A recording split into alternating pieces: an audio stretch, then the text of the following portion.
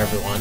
Welcome to another episode of Flashback 64, the chronological Nintendo 64 podcast. But not today, of course. I'm Gooey, joined by McKenna. Hello. We've got a fun episode today. We just on the show we just covered Mischief Makers, which was a lot of fun, and we thought, you know, the developer Treasure has kind of an interesting story and an interesting backlog of games that I don't think I'm aware of many of them, but not many of them I've played, and I don't think you've played any. So no. So we've kind of assembled a team here, and this will be part 1 of question mark of, you know, we might cover more of their games, but we're going to start from the beginning here today. And it's fun also because it's the first time we've had, I think we've ever talked about Sega Genesis games on the podcast. Which, to my knowledge. Yeah. That's a console I only briefly played in my, actually on a Genesis. You know, I've played a lot of Genesis games elsewhere, but have you even seen a Sega Genesis in your life? I don't think so. Have you crossed paths with one? Okay. Okay. Well, this is by no means will be a comprehensive review of that console because we didn't play it on the games on them. But anyway, let's get our guests on board. We have returning to us. I think we've determined our official Sega guy is going to be Andrew Elmore. Welcome back. Oh, okay. Well, you both can be. I have to be here, folks. But I gotta apologize that we didn't give Tomb Raider on the Saturn its proper due. Just imagine the exact same thing, but drop the frame rate by like 10. And it's okay. You're there. Sounds wonderful. Okay, well, it's good to have you aboard, and we are also welcoming brand new guest to the show, Brian Riggsbee. How's it going? I'm good. Thanks for having me. Well, I guess you both could maybe even fill us in. Brian, I know we were looking through on Retro Game Books. You have many books that cover the maps of many different video game consoles, and we were looking over the Genesis one just recently to kind of get in the spirit of the show. But I assume the Sega Genesis, that was a console for you that you played in your life. Yeah, definitely. I mostly started with the NES, dabbled with Atari, but we did have a Genesis and an SNES. We were one of those rare families that had both, so we were very lucky. But, brothers fighting over things is probably a good idea. But yes, the Genesis, I didn't have any of the other Sega systems before or possibly after, if you could believe it. But yeah, Genesis was big for me for sure. Damn, Genesis and Super Nintendo. I know. That's the move, honestly. It's you, Biggie, and like no one else.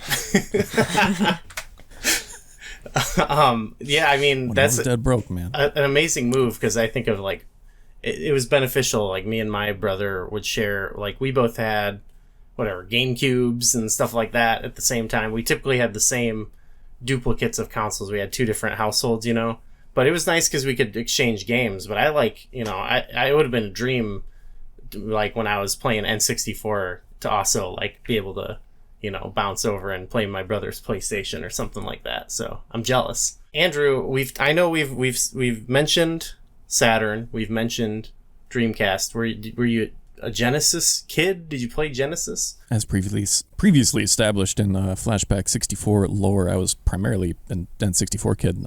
But when I was, I don't know, born, I guess, there was a Genesis in the house. I have some very vague early memories of Echo the Dolphin and whatnot. But right on. Yeah, I think that was probably, I think my dad probably traded that in to buy the N64 is my guess. Yeah. I don't know that he remembers at this point, but. Yeah, Genesis. I think I've mentioned it somewhere, but I think my dad's friends had kids and they had a Genesis, but it was like people who lived they live in Milwaukee, so they're kind of hours away. I didn't go over there all the time, but I vaguely remember playing like Shaq Fu, which was apparently also on Nintendo, but I didn't know that. And Clay Fighter, same thing, the original one. I don't know why. I guess I don't know why these kids were into those games, but that's what they had. They had certainly the taste of all time. No, I think the Genesis was probably kind of my introduction to the concept of video games, I guess. I don't think I've really thought of it that way until now, but It's a very video game looking console, you know. We don't want to forget about this. Brian, we usually initiate the new guests by just asking their history with the Nintendo 64. I know it's not the subject of today, but you know, what's your backstory with that? Yeah, so my introduction to the N64 was, well, I had seen some pictures, you know, magazines, whatever. I was actually pessimistic about it because it was, you know, early 3D. I thought it looked bad. Actually, that was my first impression. This doesn't look good. I didn't really know how to articulate my thoughts, you know, like in the way that I could now. Like now I look back and think about like 2D and the pinnacle phases of like, you know, pixel art and platforming, et cetera, and how it compares, et cetera. But at the time I was just thinking about the aesthetics. But then I went into a Blockbuster and they had one of the like kiosks set up with Mario 64. I'm like, well, I have to try it.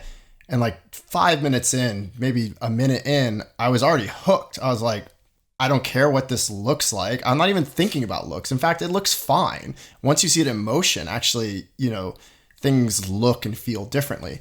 But it felt so amazing. I had played a lot of Mario games prior to that, but this was like nothing else. You know, Mario was now like a gymnast.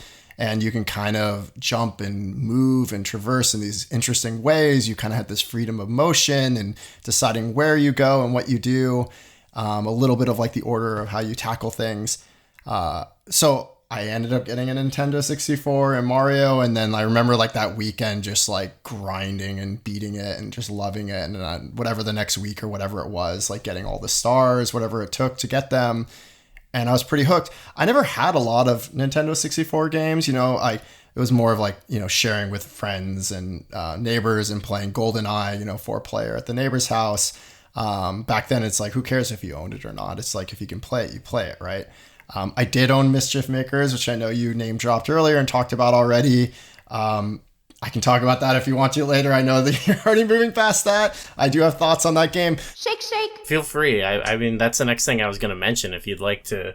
I mean, we've kind of talked about it, but I know both of you, you know, expressed interest in it. So I kind of was curious what you both thought about it as well. Yeah, so I'll tell you, like I revisited it prepping for this podcast. I had not played it since, you know, that original first year.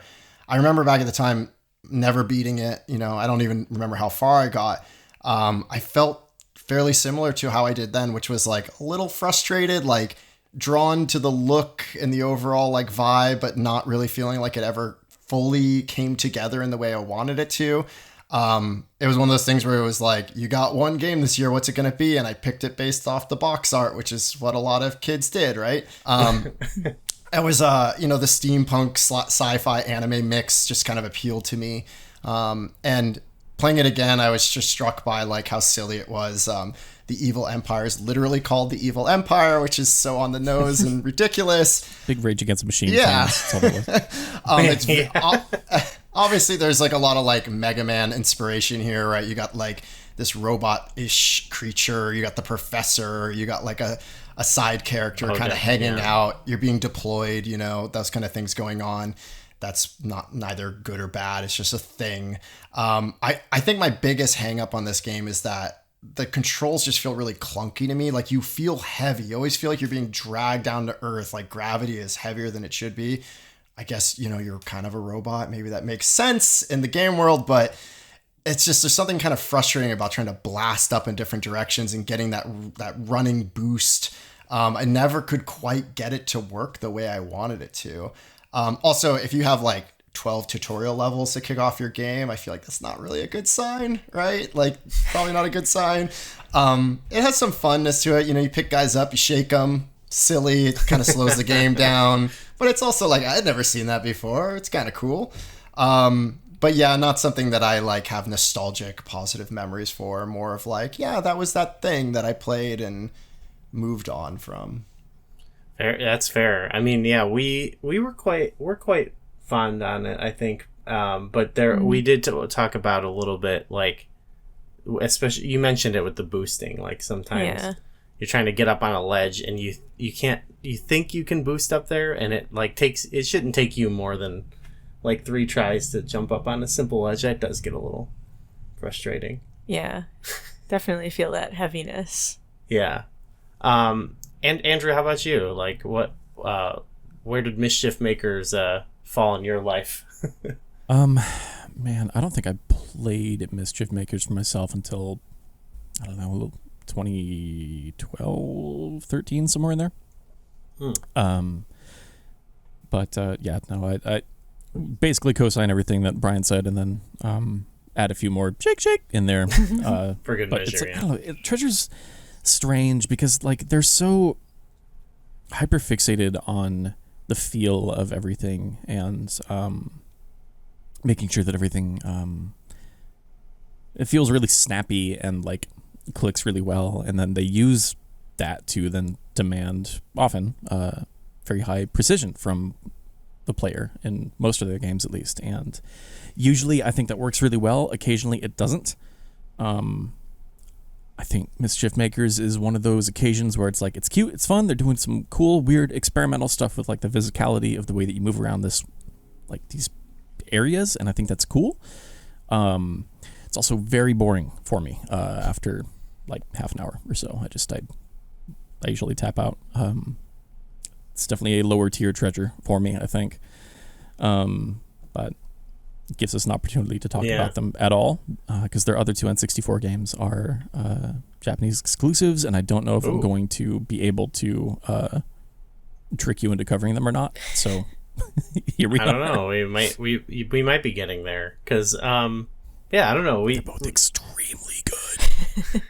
Yeah, we quite enjoyed the game. So like enjoyed the other games we played. So I feel like I could see it happening. One other thing you made me think of, Brian, when you mentioned the millions of tutorial levels, is that like it's something we came away kind of liking about the game. Is that it's like there's just like they move on from this was kind of a topic in our episode, but like they move past like certain mechanics like pretty quickly, and they're like, all right, now here's this new thing. And it's kind of like it almost I in our main up I sort of said like I always remember it as like a mini game collection. Like I couldn't remember what the game exactly was from my childhood, and I think it is because it's just like do this thing now, do this thing, do this thing, and it's like it doesn't exactly lead to like by the end game it's not like, you know, putting a new twist on these mechanics that you've been working on, but there's something like charming about it, I guess, like how bizarre and like unique like each sort of level or challenge can be. So I think we were won over by it. I think that's also another like important part of what Treasure does is they will take a few semi-familiar verbs and mechanics and then just think of all of the wildest stuff they can do with those verbs and mechanics and then do it.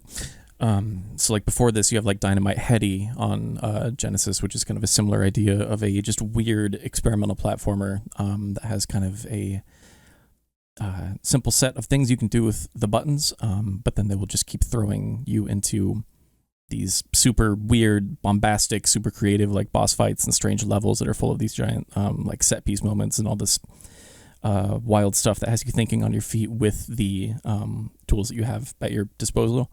And I think Mischief Makers is a good like platform for that because it's weird, because it's a strange game that lets you like, you know, you're not running and jumping like Mario, you're flinging yourself using very odd and hard to predict physics, and like solving these quasi open world like 2D puzzles as you go, I guess. Kind of reminds me a little bit of like, you know, European 16-bit platformer design, where just these huge sprawling areas that kind of require you to spend a lot of time exploring all of it or none of it sometimes. I don't know. It's hard. I'm getting off track here, but yeah, I don't know. It's a strange and interesting experiment, and Treasure doesn't really generally do like direct sequels to their games. They have a couple times, but they kind of sort of, I guess, followed up this concept in 3D on the PS2 with Stretch Panic, which I can't recommend. Oh, no. For a lot of reasons. I'm in for the name, I think. Or maybe I'm not in for the name. I don't know. We could talk offline later. Oh, no. Okay. That's a weird game. But for sure. It's just they have a lot of ideas, and sometimes they will revisit those ideas over time later on, like the kind of the polarization concept in Silhouette Mirage that we later use in Ikaruga and stuff like that. But I don't know. I like that they will iterate on their own strange, unique designs over time, because no one else is going to, and that's kind of a big part of, well, I mean, any art, but like with video games, it's someone makes something and then someone else iterates on it and refines stuff and, makes another version of that, and then eventually you have enough of those and you have a genre or a subgenre or whatever. But a lot of Treasure games don't fit super neatly into those genres because they're trying to find new ways for you to interact with something. So they are often making weird types of games that other people don't make. So I appreciate that they will kind of take the time to revisit some of their earlier concepts over time in different packages, different hardware, different perspectives, stuff like that. But I don't remember what point I was making. We can move on. Well, even I think at least one of the games we're going to talk about today kind of has that, where you can kind of fit it into a genre, but I feel like it seems like they kind of want to make sure like there's something in the game that you haven't like exactly seen before, and that's something that I thought was cool. So 1992 was when Treasure was founded. Andrew, you helped me kind of pick this, and we decided that we'll start from the beginning because we weren't going to have time to play all their games, but we'll get to them. You also told me that they were former Konami employees. You have this pedigree of people that were kind of like masters of their craft in terms of like 16-bit action game design, that were also really good at like flexing technical stuff and doing weird like demo scene style things to that hardware to make it do things that or at least make it look like it's doing things it shouldn't be able to do, we don't need to get into all of that, but like the ways that they would use like scanline tricks to simulate different types of like parallax and just weird like make a Genesis act more like an Amiga, stuff like that. I don't know. It's that's some I'm getting into the weeds, I'm sorry. What's the word? Virtuoso type stuff here. Real quick before we talk about the games, I had to do it. We got a little mini flashback segment. We're going to talk about what was going on when these two games came out. These games came out in September of 1993. In fact, the same day Gunstar Heroes came out, September 10th, The X-Files debuted. Coincidence? There you go. Also, pretty much all of September and October, the number one album was Dream Lover by Mariah Carey, and the number one movie was The Fugitive. Other games that also came out in September of 1993 were Sonic CD and Myst. So it's a pretty solid month for games, I'd say. I didn't kill my wife! I don't care! Gunstar Heroes. Like we said, it came out September 10th, 1993. And McKenna, you've prepared a statement. Tell us about. Give us your intro. Gunstar Heroes is a side-scrolling run-and-gun game that can be played in single-player or as two-person co-op. As Gunstar Red and Gunstar Blue, players will battle through a series of levels, the first 4 of which can be played in any order. They'll attack by executing a slide tackle, body slam, flying kick, or drop kick, or by using one of 4 types of weapons. The Force weapon shoots a beam of plasma energy. The lightning weapon fires a stream of electricity. The chaser weapon has laser darts that seek out and destroy targets, and the fire weapon acts as a flamethrower. You start with one weapon, but you'll be able to pick up another weapon as you play through the levels. If you're holding 2 weapons, you can swap between them or combine them for a new effect. Combining force and fire, for example, will get you an exploding fireball. You can also grab and throw enemies, as well as each other. Fight through evil Colonel Red's army to retrieve the mystic gems and save the world. I forgot about throwing each other, which we did a lot. Yeah. Accidentally often. So Gunstar Heroes. I don't know. We're covering them, I guess, right now in chronological order, but I feel like we should not have. We should not be leaving the other game, McDonald's, for last. But here we are.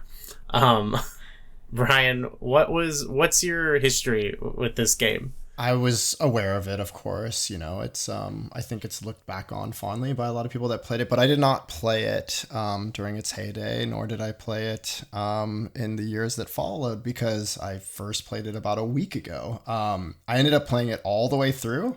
I did have to emulate it, I will admit, but I did not cheat. I did not use any save states. In fact, something I really appreciated about it was like it felt fair. Like it wasn't too hard, in my opinion. My biggest regret with the way I played it is, I didn't get to play it 2-player. I didn't know you could throw other people. That actually sounds really cool. Your buddies. So that would be kind of fun to try out again. So my impressions, you mentioned the different weapons and stuff. I mean, the controls was the thing that like stood out to me. I mean, if a game has good controls, it could be, if it's fun immediately, if it's fairly intuitive, like I'm probably going to have a good time with it. And that was true with this one. It's one of those things where like I didn't look at the manual, I just kind of jumped in. I never needed to, and that's usually that's a good sign. It's not like a bad thing if you have to look at the manual. Manuals can be actually a lot of fun, especially from back in the day. But it was nice to know like there is no tutorial. There is like no need to like pause and think or look something up. Like I'm just jumping into this. Like I figured out how to slide and body slam, hang, all those kind of things, the wall bouncing and everything. You kind of figure it out by the time you get to the first mini boss. I also like that, in addition to like the weapons kind of like doubling up, like the combinations that you mentioned in the intro there, like there's also like some other things you can do with your moveset. So like the body slam also acts as like a way of like falling a little faster. So sometimes I would do that on midair. I want to dodge that bullet. I'm going to kind of dip below it real quick. And that added like a little extra dynamic that made it a little more fun. Like it didn't have to be in there. It could be unintentional, but unintentional fun can be great. And speaking of that first like mini boss, like I died once because I was still kind of like trying to figure out the control. I restarted there. I was like, cool. I didn't have to go all the way back. That's nice. I was struck by the fact that this first mini boss, if you remember, is like kind of that 3D Vector Man looking guy. He looked just like the Tears of the Kingdom guys you'd see on those big circular disc platforms with the big box heads, but coincidence, who knows? Yes. Definitely got Contra vibes for this. I mean, how could you not, right? I mean, a lot of games come back to Contra, but I'm sure you all notice also, like when you beat a boss, it even plays a little jingle that sounds like the Contra win music. And I thought that was like, is that a nod, or is it just like, that's what a lot of victory music sounds like? I'll leave that alone, whatever. And then the last things I'll say about it is like the look, the feel, the stages. There was a lot of depth to the backgrounds. Like, some games were starting to do that in the 16-bit era, but not a lot, like some better than others. But like, you'd see some things happening in the background that ended up kind of interacting with the foreground. Not a lot of it, but like enough to like give it that extra layer to it. And every stage is unique. I'm sure we'll talk about that, but like every stage was an experience that kept me kind of hooked into the game, including when you're in space, you're doing all this crazy stuff at the end. It's kind of unexpected, at least for me, because I didn't know a ton about this game. And everything just felt really unique and fun. Yeah, I loved it. The stages, they're very unique. That's one of the parts where it stood out, of like where it feels like, well, I guess a lot of like run and gun games or beat 'em ups or stuff like that I've played, like they will sometimes have like these segments that are like, and now we're riding motorcycles or whatever for a stage. But this really felt like each stage almost kind of like it did the sort of run and gun thing, but it also tried to give sort of a unique gameplay style to each level. And I found that like that kind of kept us going, like what's gonna be the next thing, what's gonna be in the next level, all the way through the end. Like the presentation of each level, the finale, it's all very very unique. But Andrew, what about you? What's your backstory with the game? Dude, I have no idea when I first played Gunstar Heroes. Again, it's probably one of those things where like I probably while channel surfing on an emulator as a kid or whatever. Oh, sure. It's just kind of always been around. And I've slowly ended up with more and more Gunstar heroes in my life over the years. But it's there's a GBA cart back here somewhere. He's loaded. Throw that in the pile. Loaded to the gills. It's. I actually brought every single treasure game that I could find in my house and stacked them behind me just in case the visual props for an audio medium were helpful.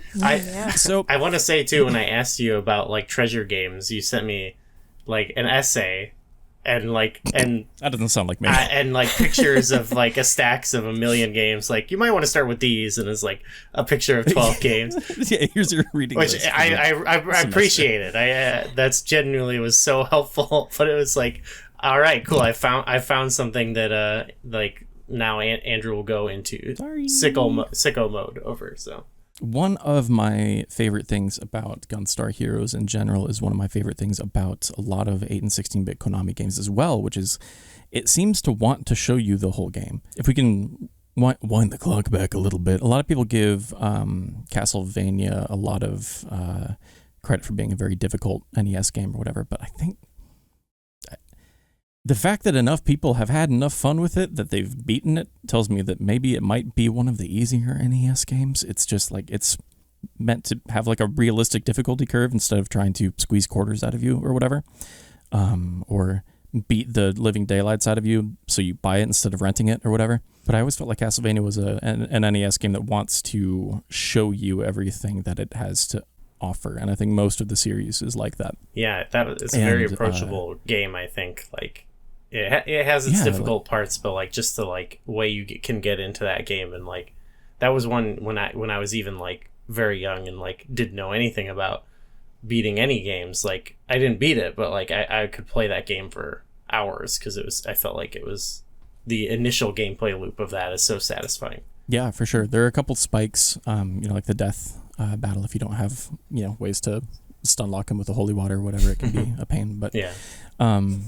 But yeah, like they were good about that in a lot of ways, I think. And a lot of the people that formed Treasure were people that were previously working on like Bucky O'Hare on the NES, which is another game that's kind of like not modal necessarily in the way that some, like what I mean by that, I guess, is like a lot of NES games were doing a thing where they were like changing genres every level, like Bayou Billy and Little Samson to an extent. You have like Ultimate Stuntman, Vice Project Doom, games that were like side-scrolling platform action game for one level, and then like a top-down like Spy Hunter type thing for the next, and like just switching stuff up all the time and always trying to show you something new. And I think that's something that Treasure has always been very good at, in terms of just like they want to show you a lot of cool things that you've never seen before. They want it to feel really good in the hands while they're doing it. They want to flex as much of their tech prowess as they can, and they want to build the scaffolding at least for a skill ceiling that is unbelievably high. Right. Usually, those are generally the things that I think kind of build the sort of like, I don't know, ethos or whatever of Treasure's design values as I read them as a player overall. And I think Gunstar is a really, really good expression of that because, it is a challenging run and gun platforming action game or whatever of its era, but generally speaking, I think it's a lot less mean and brutal than a lot of its peers were at the time, and I think that makes it a lot easier to go back to now. It's also been ported everywhere to varying degrees, but I mean, whatever. It's a Genesis game; you can emulate it. It's fine. Yeah, it was not hard to come by for sure. No, it's not. Yeah, I think there were ports on like PS3 and Xbox 360. I think the Xbox One is backwards compatible now, but they're like all blurred to hell because it's from that era where publishers were terrified of letting people learn what video games used to look like. Oh, yeah. We gotta smooth this out for you. Yeah, exactly. We just smear the... Speaking of the N64, anyway, so... just the world's blurriest console. But no, Gunstar is like, it's super snappy, it's goofy, it has a lot of charm and, what do you call it, like, personality to it. I'm not generally super big on a lot of Kikuchi's character designs that kind of string together a lot of Treasure's like aesthetic, especially throughout the 90s. But I think it works really, really well here where everything's like chibi and chunky pixels, big old heads, tiny bodies, that kind of thing. Yeah, that looks very It's very silly and it's very cute. But yeah, I like the theme park ride aspect of it. That's just very, at some point you have the dice maze, like we'll get into that and all that. Like just this game has so much random crap in it, and it's just stuffed to the gills with things that it is excited to experience alongside, like with you. It feels like a game that is encouraging you to get through it and to have a lot of fun doing so, and to maybe have a different experience every time you run through it. Oh yeah, it's not a long game. No, definitely not. Yeah, and definitely like the variety kind of it does make it charming. And you both were saying like, basically saying like the game is pretty fair. I would say like in terms of the difficulty. Like this for you. This is like a first time game, kind of like, and we played it together, so we kind of had. I don't know if that makes it easier. I guess we were throwing each other on accident a lot. Yeah, I mean, it didn't hurt us. No, and it does do damage. No, it's just to the enemies. So yeah, it's just silly for its own sake. Do you know? Does the game change based on having two players? Is there like more baddies on the screen or anything, or is it the same experience? We did not compare that, but it seemed like there was a ton of people to kill at all times. But I was watching today like someone playing it single player, and it also seemed like that. So. Yeah, I definitely felt like I'm constantly all, under attack, but in a way that I can just handle, which is a testament to like why it's balanced and the difficulty is good. And there were some sections I think where it was like later in the game where it's if you don't keep moving, they're going to keep coming, so you better keep moving. And you kind of feel that, and that adds to the kind of ambiance of it being like you're in the in the final stretch, like keep moving. It actually all worked for me. I do find that sometimes these types of games can sometimes be a little harder with two people because it's harder to kind of track the projectiles coming towards you, and there's other things going on the screen, other people jumping around and shooting. Yeah. So sometimes single player can be easier to a degree. Definitely, yeah, I can see that. Playing co-op probably helped me, although I did use the chaser a lot, which I think is probably a very beginner-friendly weapon since I don't have to aim at anything. Yeah. Just hold down the button. Well, sometimes... I think the secret of Gunstar is combine everything with the chaser all the time, or else you're going to go crazy. Yeah. Yes. I would do chaser. You liked... What was it? Chaser and like kind of the... it's like the electric beam type thing. Yeah. Electricity. I think that's something that would be fun about, replaying the game is trying out more weapon combinations.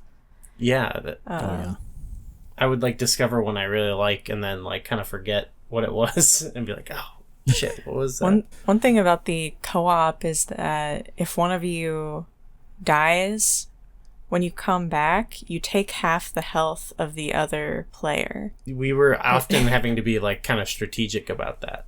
Yeah. I mean, the sheer fact that you have health is also what makes this game a little easier, right? Oh, yeah. I mean, you think back to like old school Contra games, right? Like one tiny bullet and you're done. So it's much more forgiving with a health bar. It's pretty forgiving. And like we, like a lot of them, you die to a boss and they typically get you right back to it, so it's not that sort of there's one time when we used a save, and it's not I felt like we could have done it. I think it was just more of like I think he just wanted to move on. Was we did the dice maze and we died to the boss, and I was like, okay, well, we'll fight him again. And it was like, no, you gotta do the dice maze again, which was an amazing segment. We loved it, but we were sort of like, yeah, let's just get to the boss. Maybe next time. Yeah. When I played that one, I think I died once like 70-80% through, and then I was like, oh wow, it's gonna send me all the way back to the beginning. But then I thought, well, that's okay, because I mean, I'm new to this. I kind of want to see like what the different little areas are like if I see something different. I also like that some of those stages were almost like give me's, some of them were a lot easier than others, and it's almost like refreshing. It's almost like a little like break in the action. And some of them were just silly. They were just there to be fun. It wasn't just about the challenge. It was just about like the diversity of what you get to see and experience. And I don't know, it's kind of cool. It's like you're in a board game, but not really. It's like a twisted kind of funhouse thing. It was really interesting. Throwing the dice was fun itself. Yeah, I did like. Yes. Just using that one mechanic, that too. yeah. And then you were playing 2 players, so were you fighting over the throw? I'm assuming that's like what happens. Sometimes it makes you go, like it makes a certain person go.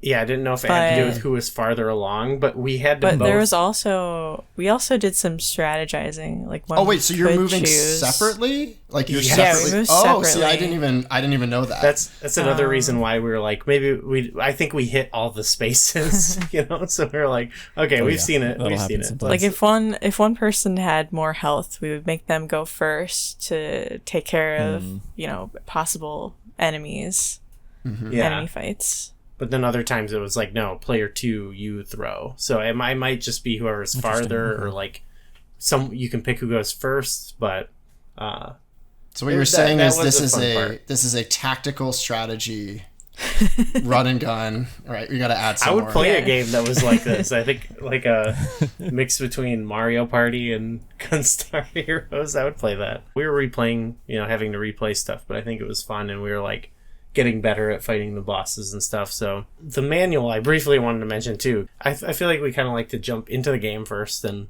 play a little bit, and then see like, okay, what else can we learn? That's kind of our strategy typically. And the manual, I think, was how we learned like just to, like more about throwing and doing the dives and the grabs to people. So it was stuff you could figure out on your own, but I think it did, like, we did kind of just play the first level, just, like, gunning down enemies and stuff, and, like, then once we opened that up and learned that extra, like, dimension to the game, it made it a little bit more interesting and strategic. Like, you kind of mentioned dodging the bullets and stuff like that. Mm-hmm. I don't think I ever got to that point, but I was definitely able to. I mean, realistically, I probably did it like 3 times, because it's not like you can really have that in the forefront of your mind. But whenever I play these kind of games, especially now as someone who's looking back, the first thing I always do is I'm like, can I charge my gun? Can I double jump? Can I,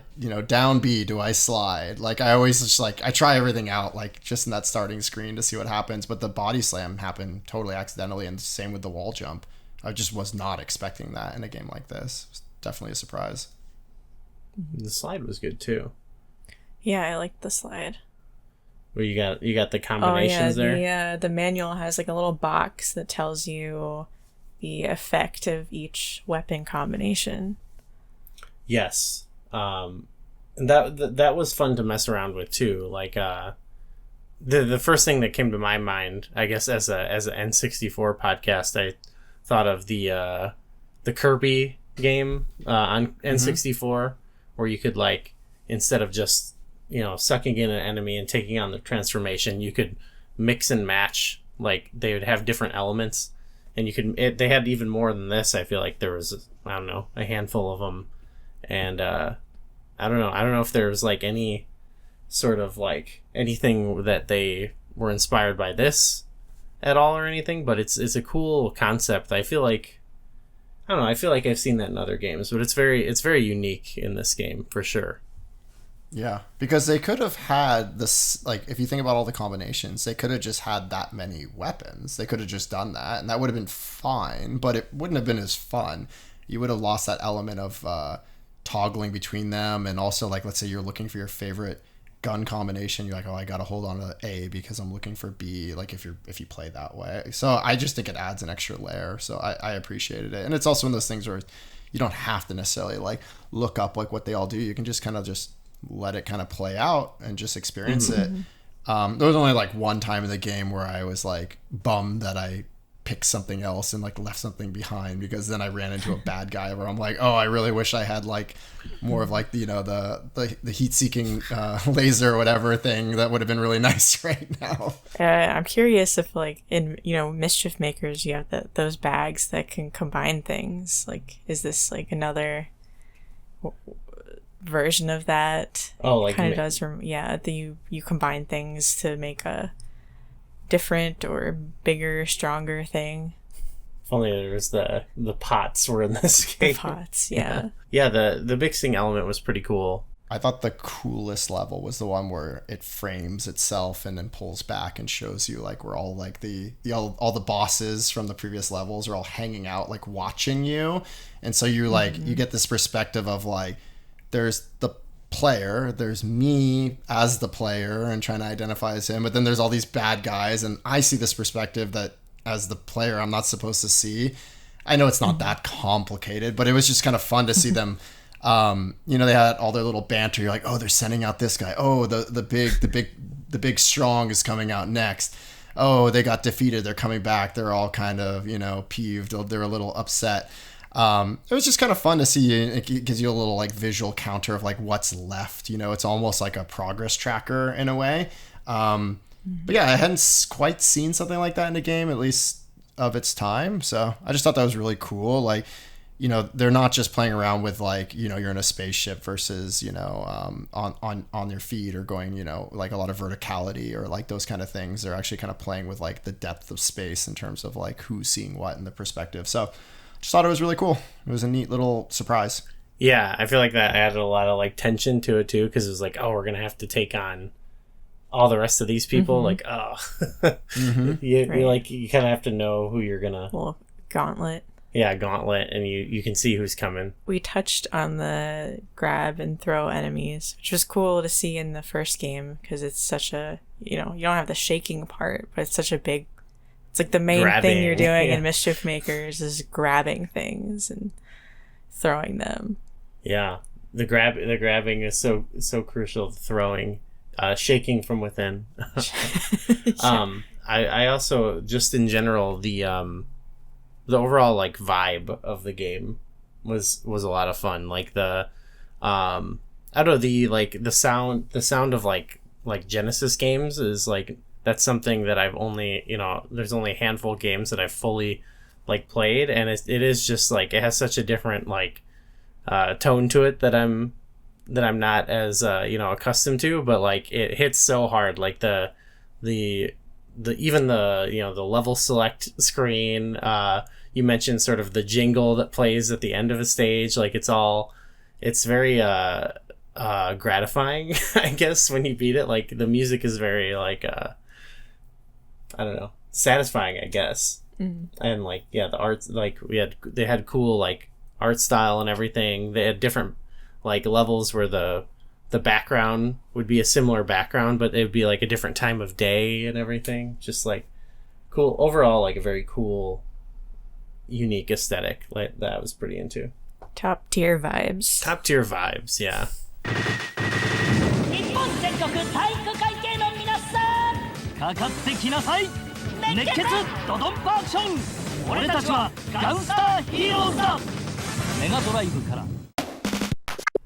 So we are going to take a quick break, and we're going to come back and talk about a quite different game. Just me and McKenna, but we'll have some words by our other guests.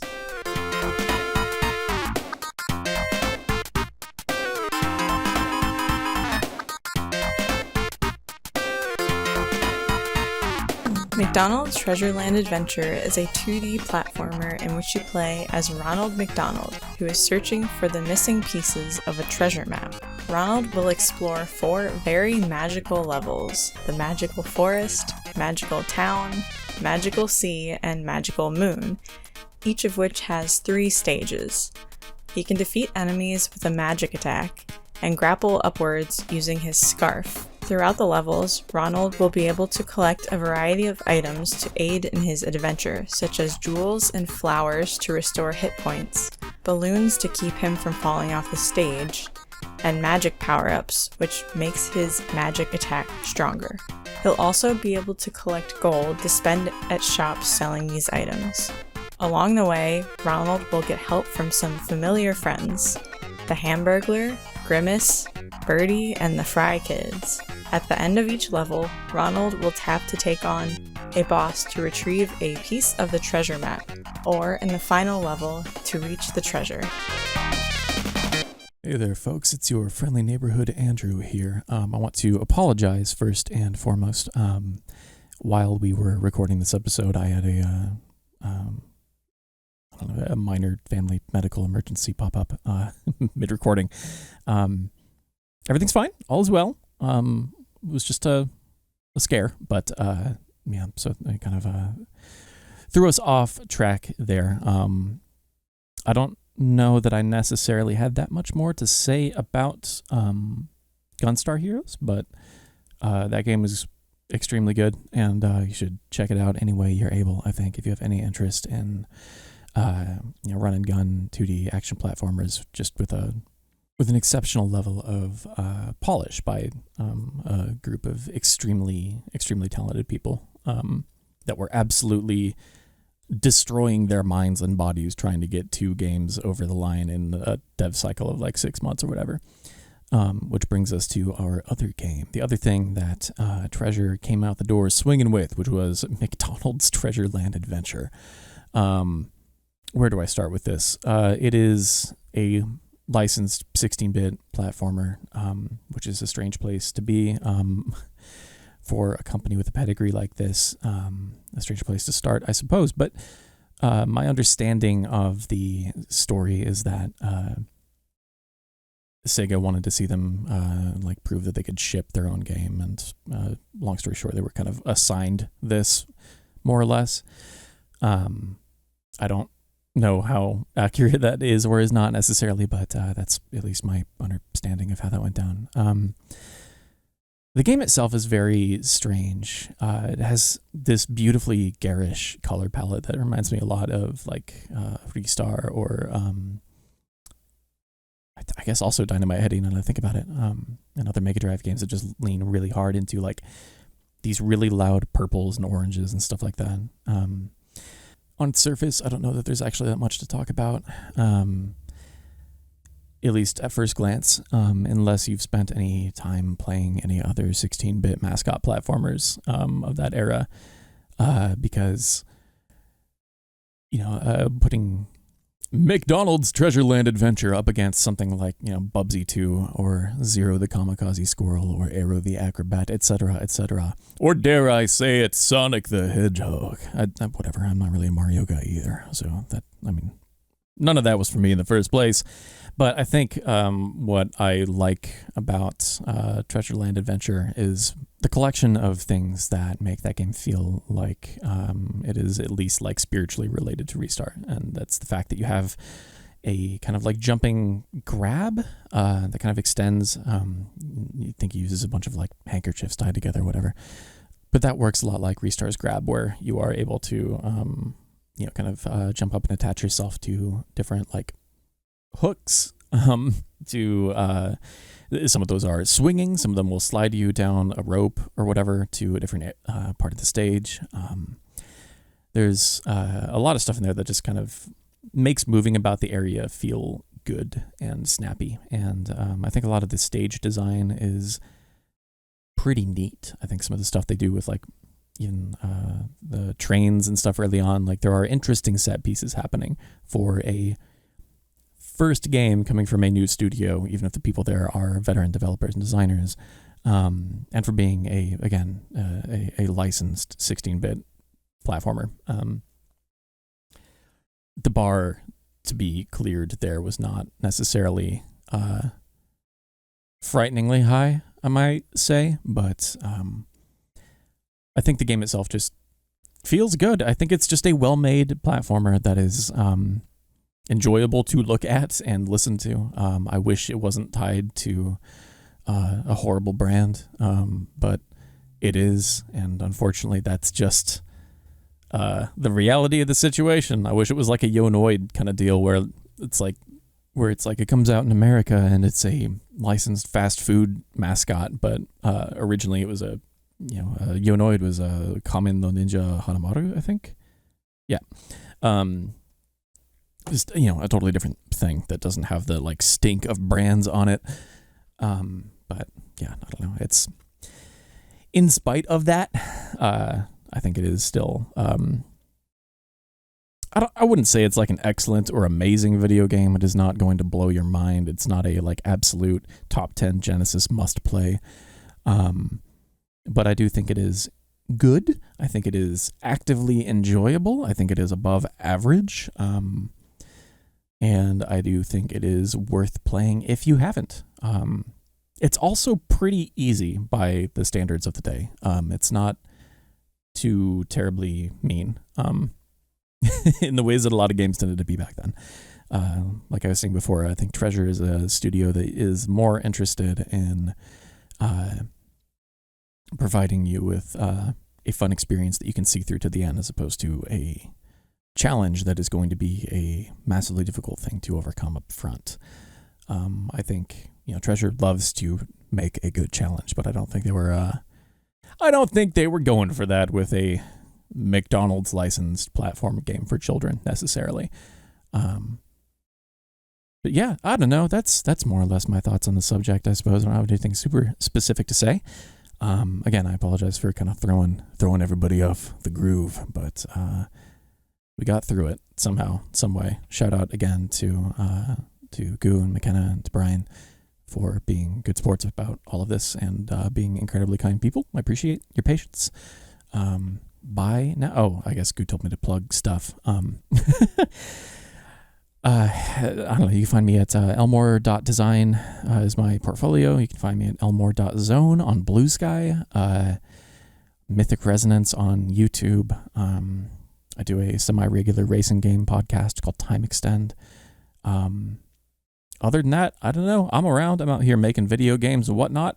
That's about it.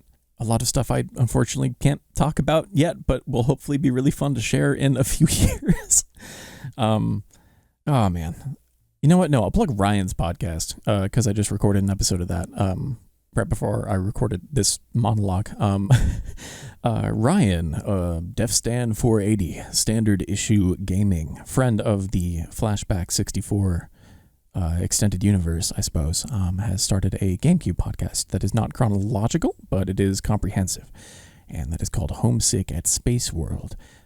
Goo and McKenna have guested on there. I think Brian might have as well. I will be on there talking about PN03 at some point, if that's not already up. Everybody's favorite GameCube game, PN03. Anyway, that's called Homesick at Space World. And that's all I got. I don't know. Take care, everybody. Be safe. Put a mask on in public, please. For me. All right, bye. That was a great little review, like condensed review of the game. I feel like that hit all points of the game and really honestly summed it up pretty well. So thank you, Andrew, for doing that. I'm glad, obviously we're glad everything is okay.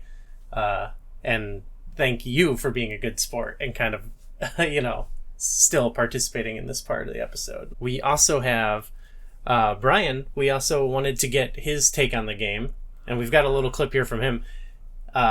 We'll see what it is on the flip side, because I think he was saying he was less enthused about it and didn't have as much to say. So we're gonna play his take on it, and then I guess we'll see where we land, what camp we fall into. So here we go.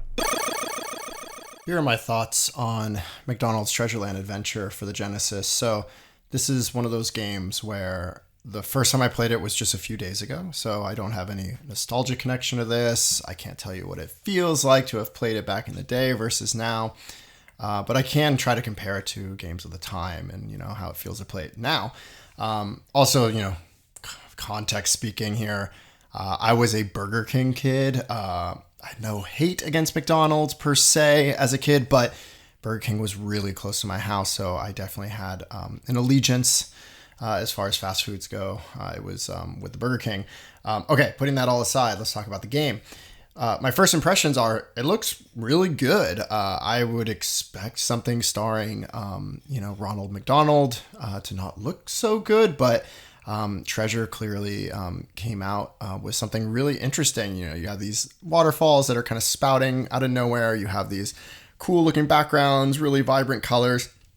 Ronald actually, I hate to admit it, looks pretty decently good as far as a freakish clown with red hair and baggy pants can look. But after that, my impression shifted to, the gameplay, the combat, the controls, etc. And that's where it really fell flat for me. So First of all, I mean, in this initial starting area, you can already die in just a couple of hits from these basic enemies. And to me, that doesn't really feel like a really nice beginning experience. I know that's true with a lot of games of the time, etc., but it just felt a little cruel. This is not to say that it was hard in a sense. The difficulty actually came more in the fact that I didn't have the patience for this. And so what I mean by that is you would fire your little magic dust, whatever it is. You'd hit an enemy. They wouldn't die in one hit. So then you kind of have to wait for their invulnerability to wear off, which is kind of annoying also. And then you hit them again. And meanwhile, they're still moving around. They're kind of bumping into you. Like, I'm the kind of player where, like, I want to just be able to keep moving forward. I don't want to have to just kind of inch forward, inch. And that's just kind of how it felt for me. So the combat as a result was kind of boring and a little unfair, but that's really just because of my play style. And the controls, they did feel a little stiff as well too. But it's really just like that combat dynamic that really kind of bothered me. The other thing was I got to what I thought was like a second area. I'm starting to like climb up vertically now, moving around, and then I die and I think, okay, it'll start me in this second area. Nope, bounces me right back to the beginning. And that was a little frustrating. There's also a lot of iconography I didn't spend the time to understand. That's on me, but that's my impression. Didn't love it, not loving it, but that's okay. Retro Game Books you can check out at retrogamebooks.com. You can find us on most of the social media platforms under Retro Game Books or my account, so Brian Riggsbee. But you can get links to those off the retrogamebooks.com website. Check out the books and other goodies there. We have a lot based on video game maps, but there's some history books, pixel art, all that kind of stuff. The latest announcement is video game maps and SNES, so the Super Nintendo, Super Famicom related maps. The first volume just launched, shortly before this recording. And it's in a pre-order right now. That's going to be our first hardcover. There's also a bundle. What's unique about this 3-volume set is that there's a lot of quotes from all kinds of good people in the retro gaming community. So you got writers, artists, podcasters, former game developers, some of which I used to work with, and they were nice enough to share things. You got a few comedians in there. All kinds of people. So it's really packed with a lot of content and people's perspectives. Andrew is in all 3 of the volumes because he has a lot to say about the SNES, which is awesome. One day there will be an N64 one. So that will happen. There's also a sort of secret project going on right now that hasn't been announced yet. It's being written by a different author. This is someone who is a former games journalist. So once we're ready, we'll unveil that and she can say more about it too. I can't wait to share that. I think it's going to be really fun. And then also we'll be at the Portland Retro Gaming Expo in September, the weekend of September 27th. Check us out if you want to save on shipping and you happen to be in the area, or just want to say hi and see what's going on. Have it your way, Brian. So I guess, okay, it's Goon McKenna. We're back here. Again, we want to thank both of our guests for this is a unique format we're doing here for an episode, but I want to thank both Andrew and Brian for kind of making this work. And I guess, so McKenna, the first thing we should talk about, Brian put it forward, were you a McDonald's kid or a Burger King kid? I was a McDonald's kid. Okay, and you still are. Although, yeah. Okay. Yeah. I didn't go very much as a kid. Really? Okay, yeah. I mean, my mom was very against going, like, unless we like really didn't have anything else to eat and she didn't want to cook. It was more likely that we would get a pizza than go to McDonald's.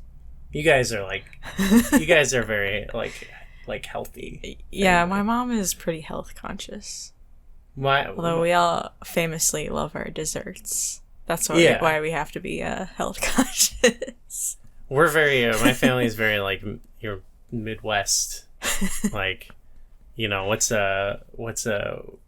when we get together with my mom, we go to like Golden Corral, you know. So we're a bit more eating out of the trough, I would say. You're like, I'm not judging, but we would no. I mean, we obviously. I don't want to say like my family is unhealthy. Like, you know, they weren't like these kids are eating McDonald's all the time. But it would definitely be a thing you get it as like a treat. Like I particularly remember like we'd go, you know, grocery shopping once a week or once every other week. I don't even know. And I mean, you've seen the town I grew up in. It doesn't have anything. So we'd have to go the half hour away to go grocery shopping. And a lot of times we'd end up getting McDonald's. And honestly, I do have a lot of fond memories of playing the McDonald's I went to eventually had an N64. So it connects. I played a lot of Kirby and Excite Bike 64 at McDonald's. But Wow.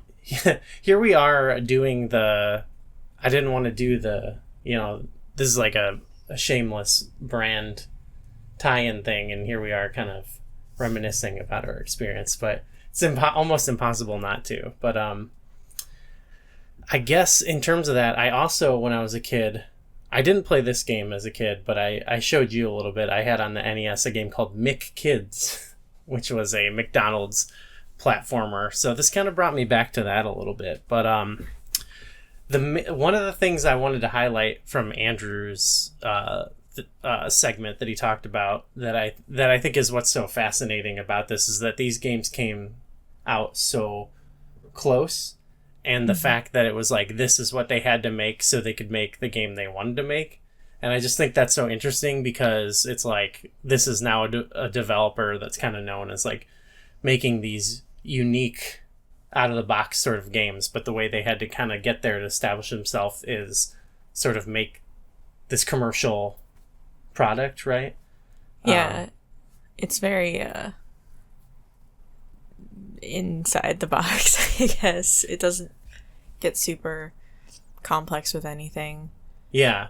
I feel like there are some unique qualities to it. I think the way that the boss fights work is kind of interesting. You have to like let them take one of your jewels, damage you, and for them to be vulnerable. I did kind of like that element of it, and they did a decent job of like giving you a lot of ways to regain your health and stuff. So it wasn't like you were ever in trouble. But I sort of like that mechanic. Like it reminds me a little bit. It's very different style of game, but in Galaga, you kind of have to let those one ships abduct your ship, and then you destroy them, and you get your ship back. But then you have two of them, so you can fire double. And so I do sort of like that idea of like making yourself vulnerable to defeat the enemy. What else? There was one other thing that I thought was kind of unique. Oh, sorry, go ahead. Yeah, I did think this didn't get super complex, but using the scarf was like more like a more unique thing than I'd expect for a licensed McDonald's brand game. Yeah, like that was I think the Rystar comparison is pretty apt, but like this it was sort of like you'd almost use it like a hook shot almost and to like pull yourself up. And I thought that was, for some of the levels, that it was like sort of fun navigating some of the levels, especially later on, where it almost has, I don't want to say like non-linear, but it's not just straight up left to right, you know, you're kind of bouncing up and down and around. So that was pretty unique, I would say. So we'll give them some credit there. In terms, I think there's actually a combined truth. Like, I like what Brian said, like in the beginning, it's like, I don't know, is punishing the right word? It's somehow both like, it's like punishing in that sense, but then also to what Andrew said, it's a pretty easy game at the same time. It's kind of weird. It feels, I think what it sort of creates is it does feel like it's fun, but it does feel like, oh, this is sort of like juvenile, or like it does feel like it's for kids, you know what I mean? So like the challenge isn't necessarily like thrilling kind of push yourself challenge. It is like, I guess, as kind of Brian said, sometimes patience is more of the trick there. What did you think about that overall? The difficulty. Yeah, I guess as someone, I didn't find the combat for regular enemies particularly interesting, so I did get that feeling of just kind of wanting to move it along, and when you do that, you're more susceptible to getting hit by enemies. I think that's a thing that just happens to me in a lot of games I play, where I'll just want to move along, get things going faster, whatever, and that it will actually end up setting me back, because I'm like, okay, you need to be a little bit patient, which is not always my favorite thing, especially as someone who's not, like, combat's not really generally something I'm super interested in most games. I actually thought some of the platforming could get more difficult at some points. Most of the time it was pretty easy, but yeah, it's weird. There are a couple moments where it's like, there's like the ballet dancers. That's the one. Yeah, one of them, I guess. Yeah, I thought about and the like skyscraper being built, I guess, where there's the like sumo wrestler guys standing at random points and like knocking down things and like kind of moving the platform,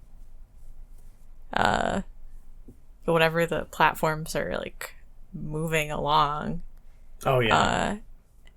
While the platforms are also moving. Like I fell down to the bottom of the skyscraper a couple times. Yeah. There's a couple moments like that are just like absolute bullshit. And like there's some where I like you at least that you can get those balloons that Ronald can float on and like kind of get past it that way, but you have a limited amount. And like the way that's of all the controls, I feel like that's the most finicky controlling thing, where I would find myself accidentally getting stuck under something and like all my balloons would immediately get destroyed because I was like caught, you know what I mean? And it was like, that was very frustrating. But those moments were pretty, there wasn't too many like that. Like it was like we were able to complete it without too much issue, I would say. Yeah. And there just the fact that there's like a lot of things to kind of collect to regenerate your health and stuff, it was not too challenging. You could go to the shop, buy some stuff, or you could go and you could play that game. That game. Just I was just part about it. I was just about to say. Yeah, sorry. You could explain the game. I feel like you should. You got really into it. It's basically a Tetris Match 3 game. It's not even good. Like it's not even. It's more like if you have a pair, right, and one of them goes on top of. I think you had to like line a block up 3 in a row. The second one would like keep falling past it, so it would like disconnect. So you'd have to line up the different power-ups, and you'd get them added to your inventory as you unlocked it. And it's not very good, but I just find those kind of games fun. Like even the worst version of it is just kind of like fun for me. So I don't know. I enjoyed that part, but to also what they I think both Andrew and Ryan pointed out, just I think like overall they did a good job with like the look of the game and like the music and everything. Like I felt like that was pretty like polished, wouldn't you say? Yeah, I think the music was a highlight of the game for me. I was not expecting it to go as hard. Yeah. They even like got the James Bond chord progression in somewhere. Oh yeah, I forgot about that. I remember listening and I was like, is the Bond theme playing right now? Right. I remember I think it was like one where you're like in the pirate ship or something, and it was like close to like classic Castlevania sort of like vibes, I guess. I was kind of struck by that, but yeah, I'll have to find what section, if I can find like a YouTube video of that, post it in our Discord. the look overall was cool too, and like the different worlds were nice and distinct and charming and like magical. Like I feel like sometimes you see stuff made for kids and it's like they really don't think like kids are gonna notice how this looks or not, but this looked good. I think it might it's kind of like, I'm sure there's plenty of games that look bad from this era, but I think just that like these were people who were, you know, working in the industry for a while, like, and like this is the era where like I feel like pixel art was like peak, you know what I mean? So I feel like there's just like inherently some good quality to that stuff, I guess. Also, I guess this was as Andrew pointed out, this was kind of in like, I think this might have been in the peak of like the mascot platformer, like post Mario, then Sonic, everyone like being like, we need our own version of this. And McDonald's, I guess, just already kind of, it just makes sense. Take Ronald and throw him into a game. You know, it makes more sense than McKids, I guess, where you just play some kids. Like, let's make you play as one of these characters. I don't know, you probably haven't experienced a lot of games like that. You might be more, I guess, like in the, like when they transitioned into like the 3D era, those sort of games started to come along as well, like in the third dimension. Like, I guess even maybe Jack and Daxter might even be like a version of that, but I'm thinking like Crash Bandicoot, Spyro, but I will say that as someone who was a big handheld gamer as a kid, I probably stuck around in the 2D era longer than if you were doing console stuff, because all like, you know, Game Boy Advance, even DS had a lot of 2D. I definitely like remember a lot of these at the time. My friend had there was a big one, Cool Spot. Do you know this one? Mm-mm. It was with Spot, the 7-Up guy. It was like a platformer as well. Guy. Yeah, the little, you know, the little Spot. Oh, you don't even know that? Oh my god!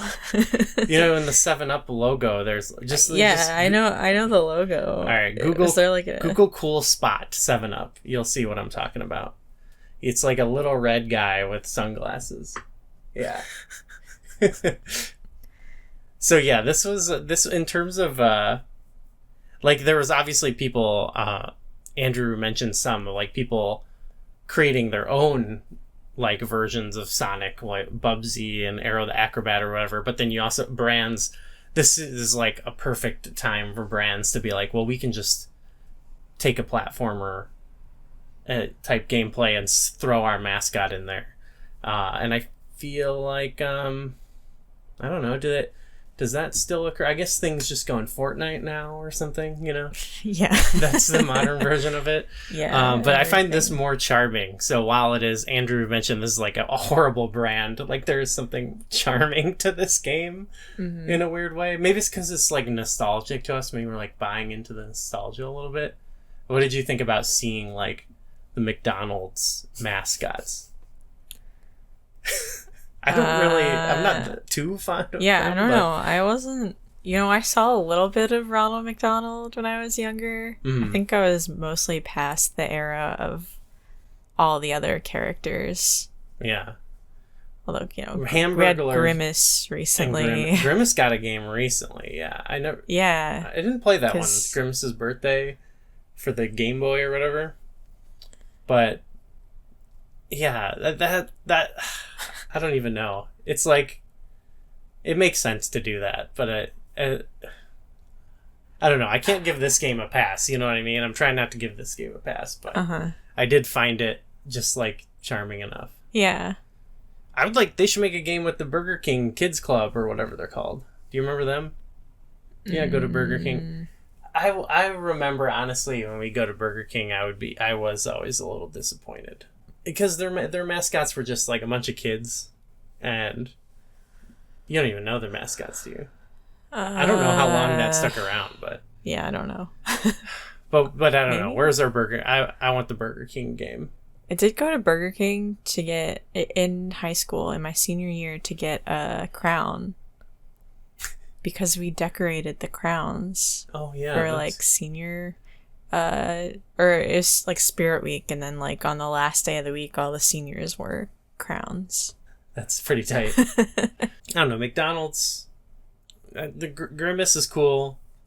Birdie is okay. Hamburglar's cool. Fry Kids... I don't know about the Fry Kids. I didn't even know who the Fry Kids were. I feel like I was like... Didn't we look? They phased We did. them We out, looked them kinda. up. Yeah. Yeah, I don't know, the Fry Kids or whatever. But I don't know, I even liked, in terms of the charm, I thought the kind of the little cut scenes in between. You know, I took the photo of the one where they open up the rainbow chest or whatever. I thought they were cute. That was... So. Overall, I think, like, honestly... It's not like a great game, but No. I think to whatever Andrew said something along the lines, and the bar is low, but in terms of like this era of the 2D mascot platformers, like I feel like it's pretty fun. Like I don't know, we had fun the whole time, I would say, except for those couple moments. We went to the moon. Yeah, what more I feel could like you we're ask doing for? like very spacey things with these treasure games. True. Very space focused. Well, I feel like you can think of a handful of games where it's like, and then the final level, you go to the moon or whatever, like Blast Core, right. DuckTales. They do that. That's kind of what's so. I mean, games still do this, but I love about these certain, like, of this era. You play a game with like 5 worlds, and it's just like, okay, we got a forest, the ocean. Whatever. The moon is at the end. And it's like, hell yeah, we're in space. The possibilities are endless. Making a Happy Meal with Ronald and Friends. Burger up! Ta-da! Bravo, hot fries coming through. Ronald, the Happy Meal isn't happy yet. Gucci, Gucci, goo! It just needed a good tickle. I think that does it. We can't talk longer about this game than we did Gunstar Heroes, right? Yeah, no. I mean, I guess, what do you think now? What's your take so far on Treasure? Just, we've played Mischief Makers, and then we've played these 2 early games. What's your experience been like? Yeah, I feel like they're doing some cool, more unique concepts in their games. Yeah, I'm interested in seeing what else they do, especially when they're like their first thing. The Gunstar Heroes is so cool. It was cool, and it does feel like their name is fitting, right? These all feel like, even this McDonald's game, little treasures. feel like these little. I think Treasureland. I think of the little gems you pick up in the McDonald's game. Like it's like, oh, these are these little gems in gaming history. Yeah. Okay, well, let's get out of here. Thanks again to Andrew and Brian for making this episode work out great. Honestly, I still think it was a lot of fun. Like, we got to hear their thoughts and their takes and give ours, and obviously I'd rather chat face to face with them about it, but it's a good episode still. So we'll definitely be working on having both of them. I mean, Andrew, Andrew's like a classic. He's like a flashback legend at this point. And I think Brian is in the running for Rookie of the Year. So, both great guests. Definitely go check out all that stuff. Retro Game Books. Check out Andrew's podcast, music. We, of course, also want to thank our Millennium Star tier patrons. We've got Underlined V, Paul, Nico, Kiefer, Jeremy Aber, and Infection Form.